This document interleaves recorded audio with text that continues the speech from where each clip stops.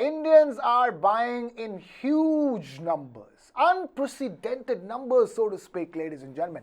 Passenger car sales in India is set to cross the 2 million mark very soon, and that, bear in mind, is just for the first half of the current year. It has never happened before. It's the first time that passenger car sales have crossed the 2 million mark in the first half of the year as well, which means Indian passenger car sales numbers are already beating the full year car sales numbers of countries like Mexico and Indonesia. Mexico and Indonesia sell about 2 million cars a year. In India, in half a year, more than 2 million cars are sold. Kartik, incredible number, isn't it? I mean, look at the confidence of Indians. They're going out there buying houses, they're buying cars. They're not worried about any kind of economic uncertainty, are they? Krishna, talk to me about the fear of missing out in your case. You've been contemplating buying that car and the house. I don't know, and the house. The house not as much as the car. Yeah. What has stopped you? Everybody out there is buying cars, adding to the kitty of these What stopped me was unit makers. economics. Was unit economics. Cost per ride. Cost per ride works better in Uber and Ola. The Uberization of car sales. But yeah, well, that does not seem to be impacting many Indians. In fact, 2 million of them have bought cars this calendar year already. And mind you, we are still about a day or two before the first half of the year actually ends. So the numbers we are looking at right now are just kissing distance of about a million, 9,70,000 or something. And the previous quarter, which is Q4 of the last financial year, or Jan, Feb, March this calendar year, it already breached a million. So we are looking at 2 million cars, and the beauty of this is that these are not the sub 10 lakh rupee cars. These are not the Wagonars. These are not the Maruti Altos, right? These are not the Renault Quids.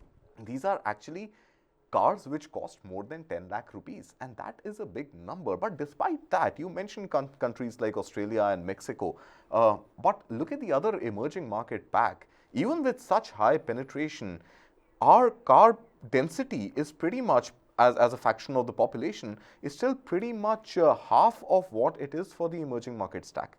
So the potential is obviously immense. We should expect maybe this number to double in the next couple of years or so if we were to get equated with the entire emerging market block. So we are right now number 3 overall in absolute terms, with US and China being ahead of us in the total number of cars sold. But if you look at the number of cars as a percentage of the population, we are just at about half of the emerging market block. Now add to this the dichotomy that about 1,27,000 or so unsold inventory of cars under 10 lakh rupees is stockpiled at Maruti's warehouses. So they've produced more number of unsold inventory for cars that cost under 10 lakh rupees, but they've been able to sell more cars which are over 10 lakh rupees. So it speaks volumes about the mobility that Indians are embracing. And this is obviously a post-pandemic phenomena, and we thought it's going to taper away because fresh out of COVID-19, you did not want to take the metro, you did not want ride shares. You were also a little, distrustful of the cab driver and mask manners and hygiene levels. But here we are. Those numbers refuse to dwindle. They only go up and up and up. Oh, incredible. And what's also important to remember, Kartik, is that, the same topic we're discussing from housing sales. You're talking about 10 lakh plus cars. Think about the EMIs on 10 lakh plus cars. Yeah. Which means that people are having the confidence in the year 2023 to buy a house and pay a double-digit EMI.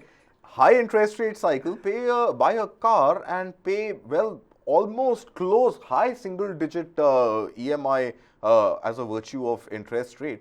So, people are confident about their incomes steadily flowing back into their accounts month on month, which is great news. And that really stands out from the way things are panning out with consumers elsewhere. Everybody else in the most developed of economies, car sales are sputtering over there. There are issues over there. Not enough people are buying cars. Not enough housing real estate is sold. All the way from UK to the US, you don't have not enough housing real estate being sold, just simply because of the lack of confidence in how the economy is going to play out.